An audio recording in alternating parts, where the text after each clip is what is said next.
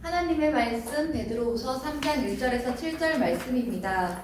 사랑하는 자들아, 내가 이제 이 둘째 편지를 너희에게 쓰노니 이 두 편지로 너희의 진실한 마음을 일깨워 생각나게 하여 곧 거룩한 선지자들이 예언한 말씀과 주 되신 구주께서 너희의 사도들로 말미암아 명하신 것을 기억하게 하려 하노라. 먼저 이것을 알지니 말세에 조롱하는 자들이 와서 자기의 정욕을 따라 행하며 조롱하여 이르되 주께서 강림하신다는 약속이 어디 있느냐? 조상들이 잔 후로부터 만물이 처음 창조될 때와 같이 그냥 있다 하니 이는 하늘이 옛적부터 있는 것과 땅이 물에서 나와 물로 성립된 것도 하나님의 말씀으로 된 것을 그들이 일부러 잊으려 함이로다. 이로 말미암아 그때의 세상은 물이 넘침으로 멸망하였으되 이제 하늘과 땅은 그 동일한 말씀으로 불사르기 위하여 보호하신 바 되어 경건하지 아니한 사람들의 심판과 멸망의 날까지 보존하여 두신 것이니라. 아멘. 종말론적 신앙이라는 말씀의 제목으로 나누겠습니다. 베드로후서 말씀 이제 3장 말씀인데요. 지난주에 이어서 저번에 이어서 계속 하겠습니다. 여러분 베드로후서가 어느 배경 아래 쓰여졌다고 했죠? 로마의 극심한 핍박이 극에 달할 때 쓰여졌습니다. 베드로 사도가 순교를 앞두고 그 직전에 쓰여진 말씀입니다. 현실의 고통 속에서 그리고 가난과 핍박과 여러 가지 그 당면하고 있는 그 수많은 그런 고통 속에서 베드로 사도가 외치는 거예요. 베드로후서에서 뭐라고 말하냐면 그 1장 10절에 보면 특별히 이렇게 얘기합니다. 그러므로 형제들아 더욱 힘써 너희 부르심과 택하심을 굳게 하라. 너희가 이것을 행한즉 언제든지 실족하지 아니하리라. 어려운 현실, 고통의 현실, 가난한 현실, 이런 현실 속에서 죽음을 앞둔 현실 속에서 베드로가 외친 게 뭐라고요? 너희의 부르심과 택하심을 굳게 하라. 이걸 붙들어라. 그러면 그거를 행한즉 무엇에든지 넘어지지 않을 거다. 이렇게 얘기하는 거예요. 다시 말하면 우리의 현실이 어렵고 힘들어도 이 현실 속에서 실족하지 않는 유일한 방법은 뭐라고요? 두 가지 붙들라 그랬어요. 소명이에요. 소명. 부르심. 하나님의 나라. 소명. 내가 왜 사는지, 하나님이 나를 왜 부르셨는지, 나를 왜 부르셨는지. 또 하나는 뭐라고요? 자녀됨. 하나님의 자녀됨. 이 소명과 자녀됨을 붙들고 행하라는 거예요.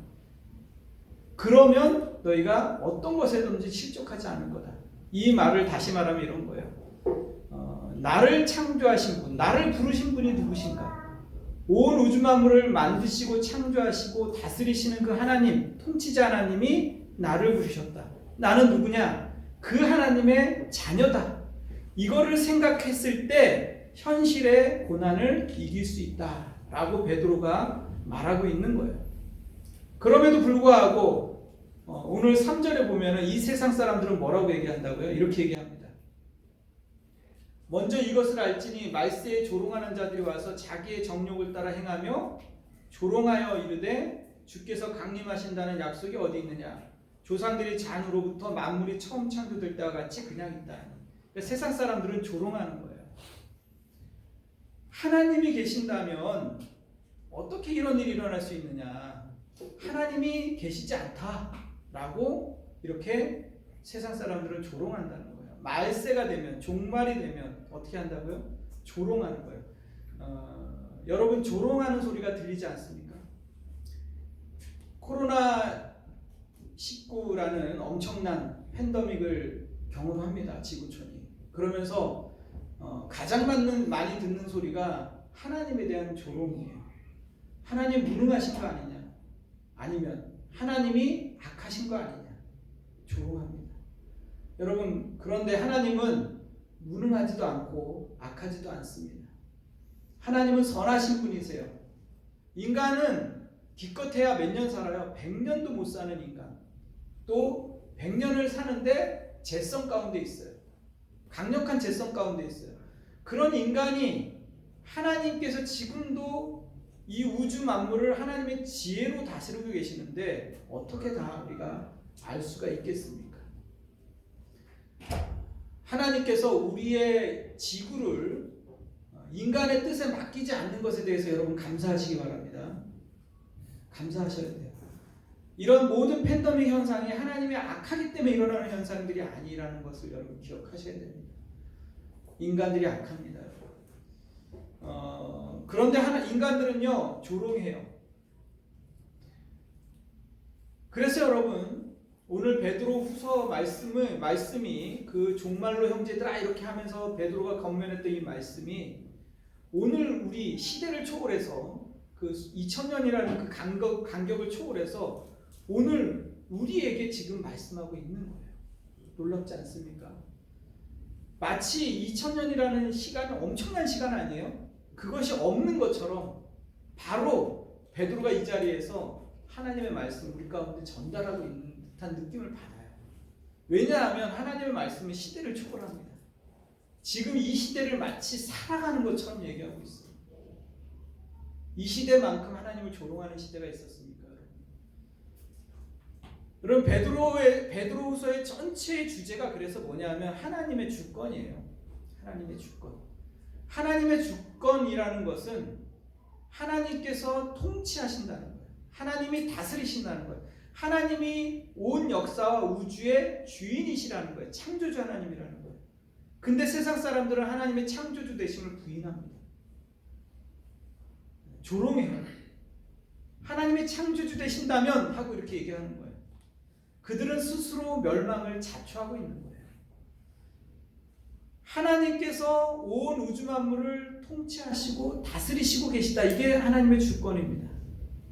다시 말해서 하나님께서 창조하신 하나님께서 그 창조 세계를 무책임하시게 그냥 방관하시는 게 아니라 끝까지 책임지신다. 그리고 결국 완성하신다. 이게 뭐라고요? 종말론적 신앙이에요. 다시 한번 설명합니다. 종말론적 신앙이란 뭐냐 하면 시작하신 분이 끝도 내신다. 되게 간단하죠. 어렵게 말하면 못 알아듣고 쉽게 말하면 확 알아듣습니다. 여러분 쉽게 전달하면 이렇습니다. 시작하신 분이 끝도 내신다. 그분은 무책임하지 않다. 그분은 방관자도 아니다. 그분은 악한 신도 아니다. 이게 종말론이에요. 너무 중요해요. 하나님께서 이 세상을 나의 운명을 내 손에 맡기지 않는다. 하나님께서 창조주 하나님께서 온 우주 만물을 창조하신 그 주권자께서 내 운명을 내 인생을 하나님의 손에 맡겼다. 이게 뭐라고요? 종말론적 신앙. 아멘. 여기서 아멘이 쏟아져야 됩니다. 정말로. 왜냐하면 여러분 이거를 깊이 묵상을 해보세요. 내 인생을 내 손에 맡겼으면 어떻게 될 뻔했어요? 한 치 앞도 내다보지 못하는 인생. 수없이 정욕 가운데 살아가는 인생. 여기 말하잖아요. 정욕대로 살면서 하나님을 조롱했다 그런 거예요. 우리도 그렇다고요. 창조자 하나님. 그런데 이런 창조자 하나님을 이렇게 조롱하는 이 세대를 향해서 베드로는 이사야 말씀을 통해서 이렇게 주장합니다. 외칩니다. 모든 육체는 풀이요 그 모든 아름다움은 들의 꽃 같으니 푸른 마르고 꽃은 시듬은 여호와의 기운이 그의 불미라. 이 백성은 실로 풀이로다. 푸른 마르고 꽃은 시드나 하나님의 말씀은 영영이 서리라. 꽃은 마르고 푸른 시든다. 이걸 반복해서 얘기해요. 두 번이나. 그러니까 이게 뭐라고 해요? 인생이 허무하다. 하나님을 떠난 인생은 풀의 꽃과 같다. 아무리 아름답고 이뻐도 순간적으로 져버린다. 이 얘기를 하는 거예요. 거기에 비해서 하나님 뭐라고요? 영원하시다. 하나님의 말씀은 영원하시다. 꽃이 아무리 큰 소리 쳐도 태양 앞에서 아무런 의미가 없는 거예요. 태양이 떠오르지 말라고 아무리 꽃이 외친다고 해서 태양이 멈추겠습니까? 여러분, 인간이 조롱한다고 해서 하나님이 하나님의 일을 안 하시는 분이 아니에요.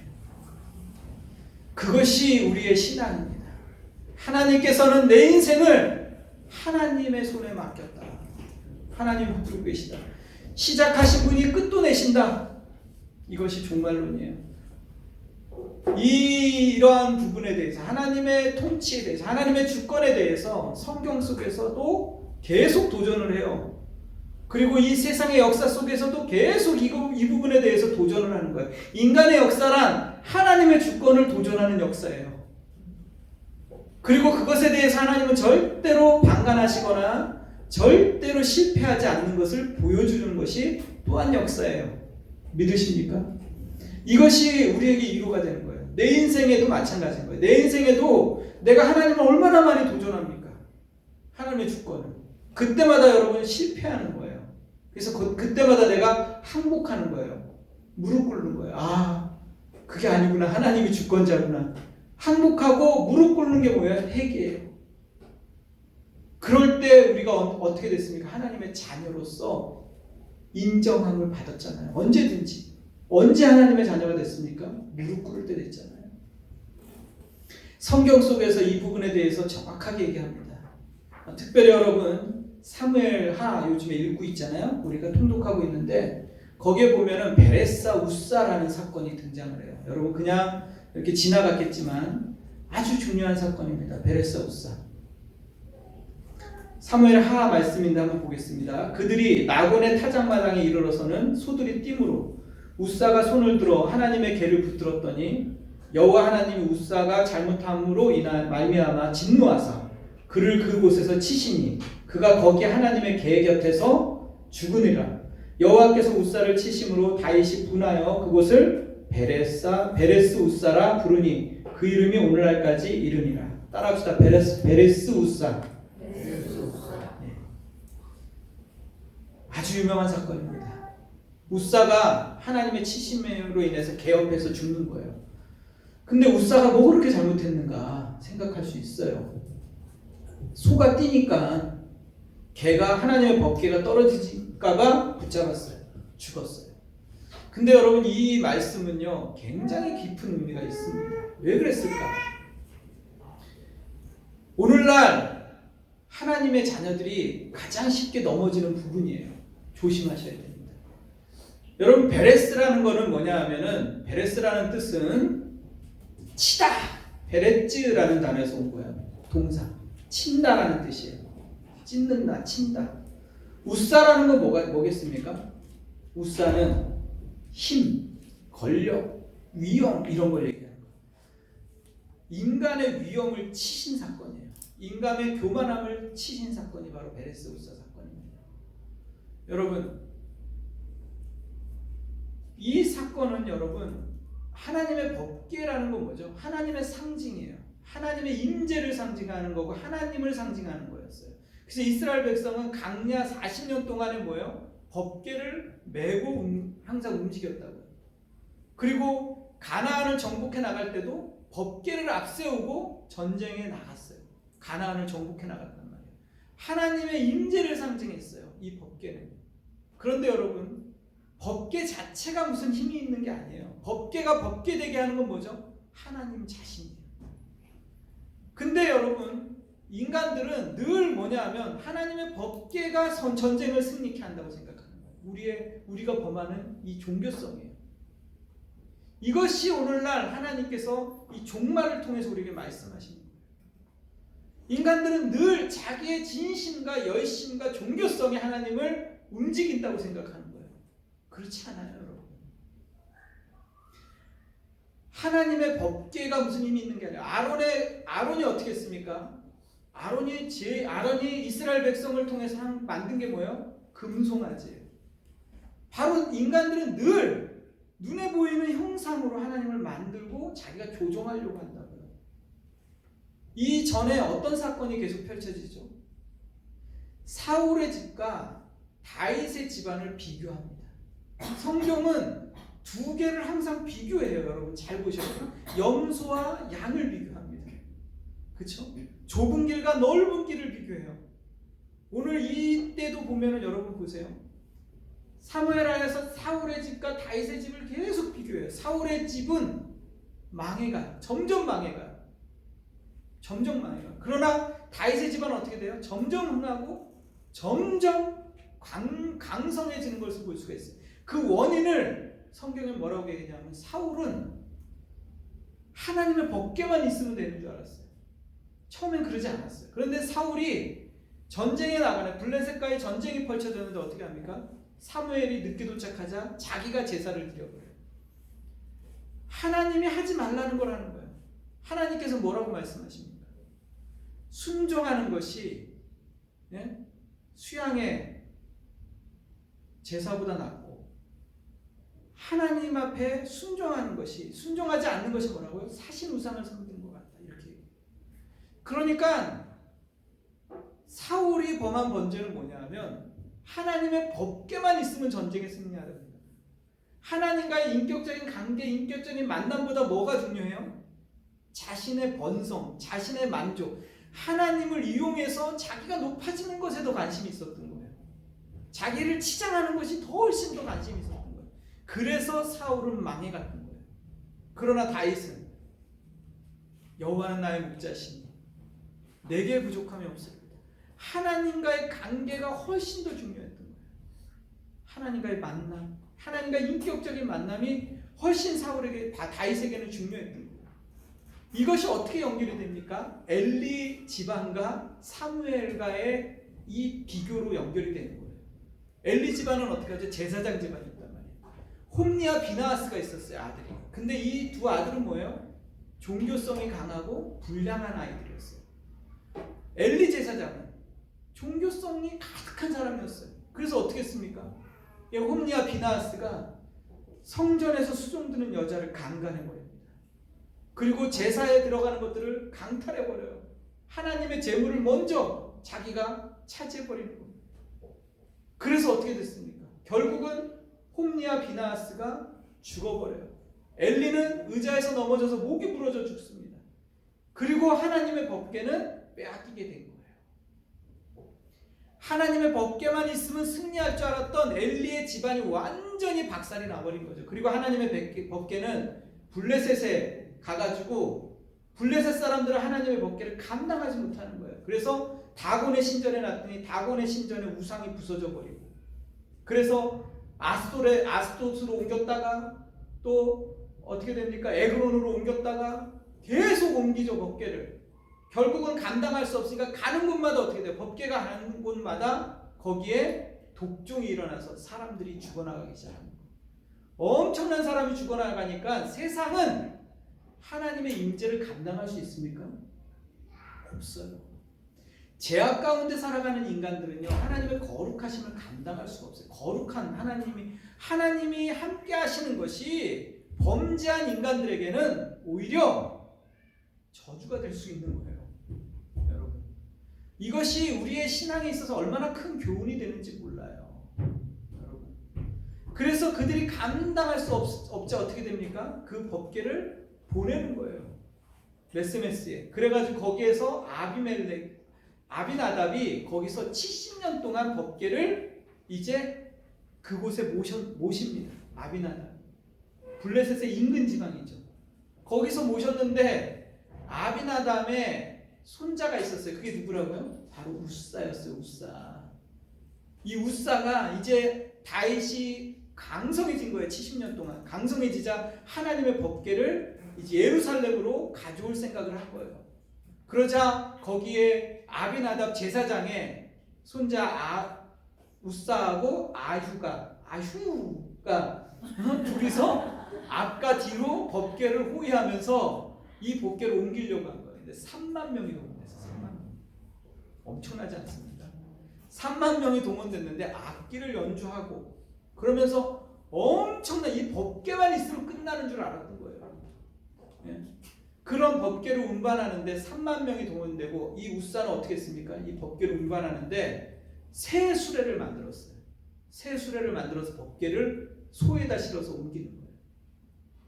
그런데 여러분, 하나님께서 이 법궤를 어떻게 운반하라고 했죠? 제사장이 어깨에 메고, 제사장들이 4명에서 어깨에 메고 이 법궤를 운반하라고 했어요. 어깨에다가 법궤를 메면 법궤를 들여다볼 수 있어요, 없어요? 못 보죠. 키 높이 위로 올라가는데, 그렇잖아요. 법궤 높이가 있잖아요. 근데 우사는 어떻게 했다고? 이거를 새 수레에다가 실은 거예요. 그것은 블레셋 사람들이 운반하는 방법이에요. 그리고 이 하나님이 말씀하지 않고 명령하지 않는 방법을 한 이유가 있어요. 왜 그랬을까요? 3만 명이 동원됐어요. 그때 이 하나님의 법궤는 모든 사람들의 관심사였어요. 예?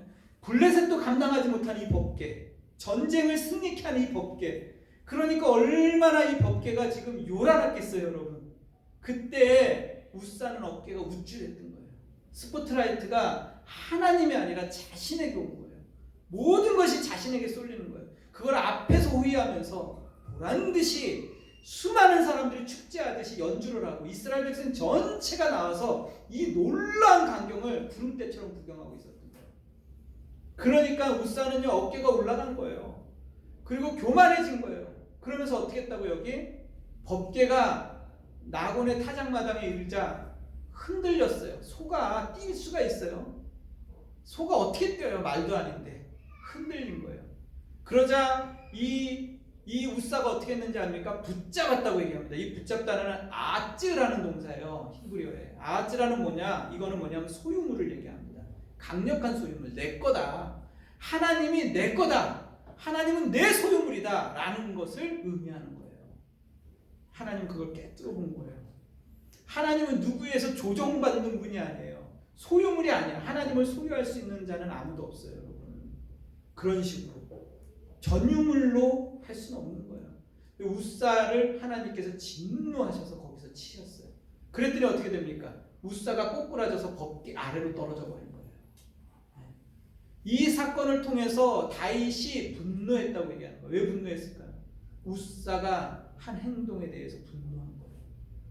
다윗은요 이거를 말리지 못했어요. 방관자였어요. 다윗이 이 법궤를 가지고 갔을 때 이미 제사장이 알아서 준비했잖아요. 새 수레를 짜고 어떻게 감히 말릴 수가 없었던 거예요. 결국은 다윗은 돌아갔지만 이 사건을 통해서 여러분 알 수 있는 게 뭡니까, 여러분? 우리가 알아야 되는 건 뭐냐면 베레스 웃사는 하나님께서 인간의 능력과 인간의 위험을 치신 사건이에요. 이 인류의 역사 속에서 이러한 사건이 계속 일어나는 거예요. 오늘날도 이 종말이라는 게 뭐죠? 하나님께서 인간의 오만함을 치시는 사건이 바로 종말이에요. 종말이라는 건 뭐냐면 하나님이 시작하셨는데 이 세상을 시작하셨는데 창조주가 결국 마지막도 하나님이 끝을 내시겠다는 게 종말이에요. 종말이라는 건 뭡니까? 인간의 교만함과 인간의 우상숭배와 인간의 자만함과 인간의 능력과 여러분 그런 것들이 이 시대에 하나님을 도전하고 있어요. 2차 세계대전이 끝나고 난 다음에 인간은 뭐든지 인간의 인류의 모든 것들을 다 할 수 있을 거라고 생각을 했어요. 여지없이 부서져 버렸죠. 허무한 거예요. 그래서 하나님 앞에 돌아갔습니까? 그러지 않았어요, 인간들은. 지금은 이 코로나 이 19를 통해서 여러분 뭘 느낍니까? 이 팬데믹을 통해서 인간의 한계를 느끼는 거예요. 인간이 얼마나 연약한지를 또다시 한번 실감하는 거예요. 여러분 소돔과 고모라가 멸망하고 노아 홍수를 통해서 이 물을 통해서 심판을 받고 했던 이 모든 것들은 뭐예요? 결론이 아니에요. 가정이지. 이 모든 것을 통해서 여러분 뭘 발견합니까? 인간은 연약해요, 여러분. 인간은 풀의 꽃과 같다고요. 그런데 이 인간들이 정욕대로 살면서 하나님을 향해서 계속 조롱을 하는 거예요. 하나님이 있다면 어떻게 이런 일이 일어날 수 있냐고 조롱하는 거예요. 그런데 여러분 이 코로나를 통해서 다시 한번 우리가 깊이 생각을 해야 됩니다. 교회가 돌이켜야 되죠. 교회는 하나님의 법궤만 있으면 되는 줄 알았어요. 종교성으로 가득한 교회를 보십시오. 종교성. 하나님은 없어요. 법궤만 있어요. 예배만 드리면 된다고 생각했어요. 하나님 없는 예배를 드리고 하나님의 임재 없는 예배를 드리고 하나님의 임재 없는 찬양을 드리고 하나님의 임재 없는 기도를 드리기 시작한 거예요. 종교성으로 가득한 오늘날의 교회들을 보라고. 베레사 우사 하는 거예요. 베레사 우사. 우리의 삶도 마찬가지예요. 하나님을 향해서 우리가 얼마나 높아져 있습니까? 하나님이 나의 소유물처럼 생각하는 거예요. 하나님을 마치 내가 조종할 수 있다고 생각하는 거예요. 내 만족과 내 부귀영화를 위해서 하나님을 움직인다고 생각하는 거예요. 여러분. 하나님은 절대로 종교적으로 그렇게 전락하시는 것을 좋아하지 않아요. 하나님이 제일 싫어하는 게 뭔지 아십니까, 여러분? 하나님이 제일 싫어하는 것이 주술적으로 섬기는 거예요. 기독교는요, 주문을 외우지 않아요. 타 종교들은 주문을 외웁니다. 이슬람들도 주문을 외우고, 불교도 주문을 외워요. 힌두교도 주문을 외워요. 다 주문을 외워요. 천주교도 하다못해 주문을 외웁니다. 다 주문을 외워요. 기독교가 주문 외우는 거 봤어요? 여러분, 기독교는 기도를 합니다. 기도가 뭐죠? 인격적인 하나님과 대화하는 거, 설득하는 거예요. 하나님, 저 힘들어요. 저 지쳤어요.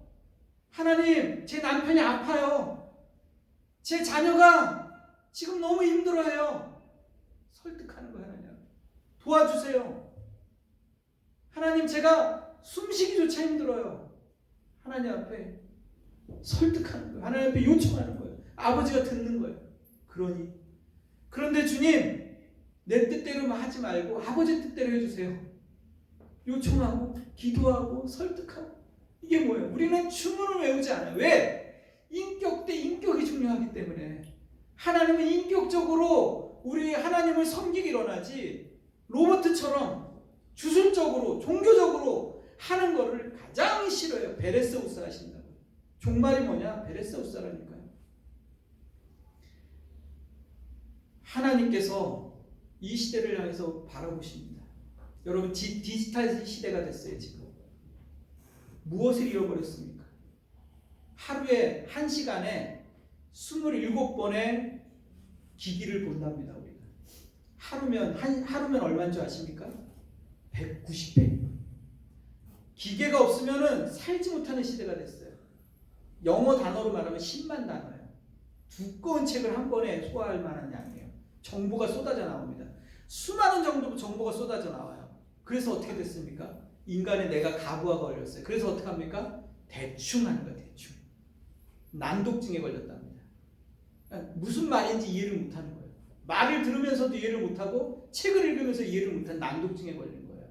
그러니까 뭐냐면 집중력도 떨어지고, 분석력도 떨어지고, 판단력도 떨어지고, 사고 능력이 훨씬 과거의 사람보다 떨어졌어요. 지금 현대인들이. 왠지 아십니까? 정보가 넘쳐나는 거예요. 그 정보를 다 소화하려니까 미치는 거죠. 그러니까 어떻게 해요? 대충 하는 거예요. 대충. 그러니까 사람들이 얘기할 때도 어떻게 해요? 자기 말만 하는 거예요. 대충 듣는 거예요. 그래서 고요한 눈이 없어졌다. 이 시대가 그렇게 얘기해요. 고요한 눈이 뭐죠? 깊이 생각하는 통찰력. 사물을 꿰뚫어보는 통찰력. 이게 사라졌다는 거예요. 하나님의 말씀을 묵상하고 깊이 있게 생각하고 하나님의 뜻이 무엇인지 생각하기 위해서는 뭐예요? 깊이 있게 생각해야 돼요. 근데 사람들은요, 생각하기를 싫어해요. 재밌으면 되는 거예요. 즐기면 되는 거예요. 쾌락의 시대가 되었다고요. 게임하는 시대가 됐어요. 즐기고 놀고 만족을 위해서. 예배조차도 뭐예요? 나의 만족을 위해서 드리는 거예요. 하나님을 섬기는 것도 게임하듯이 하는 거예요. 하나님은 이 베레사우사를 칩니다. 우리가 이 시간에 다시 한번 생각합시다. 종말이 뭐라고요? 하나님께서, 창조주 하나님께서 시작하셨는데 그분이 완성해 나가신다. 내 인생을, 내 삶을 하나님의 손이 끝까지 책임지신다. 내 인생뿐만 아니라 우리의 역사도. 이게 종말론입니다.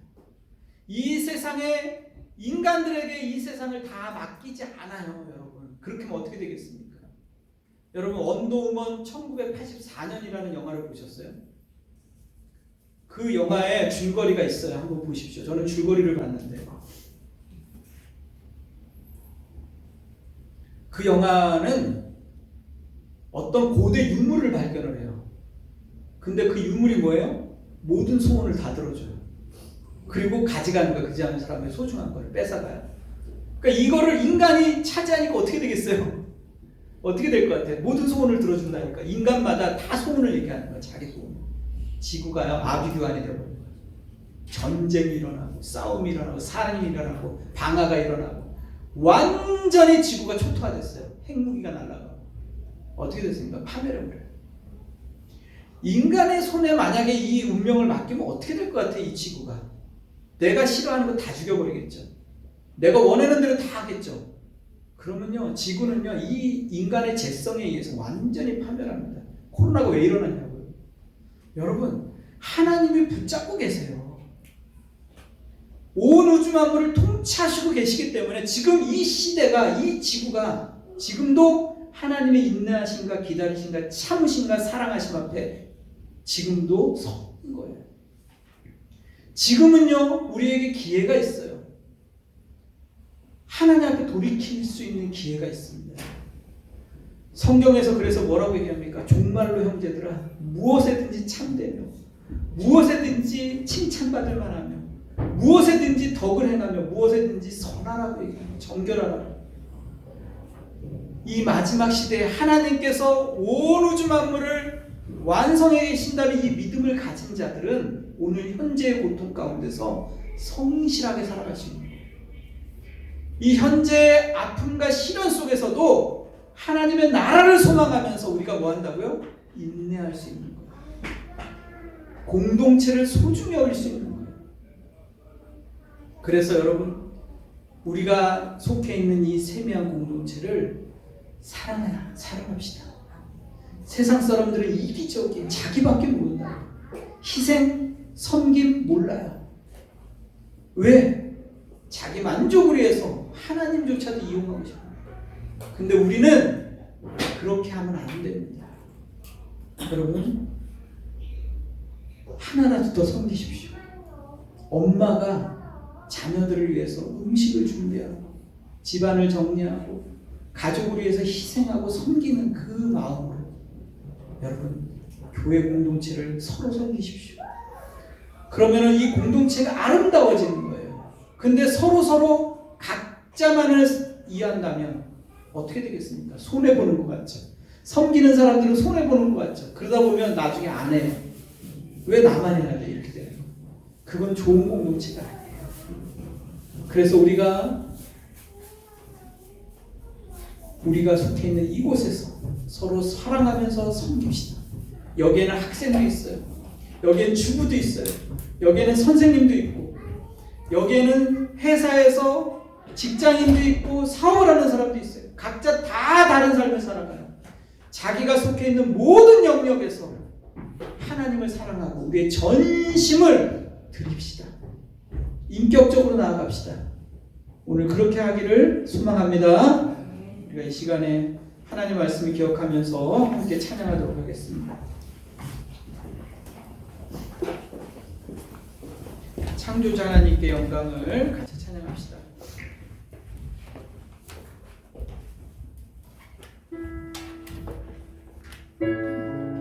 말씀을 기억하면서 나의 모든 베레사 우사를 주님 이 시간에 하나님 말씀으로 치는 그런 역사가 있게 도와주시옵소서. 기도하면서 찬양합시다.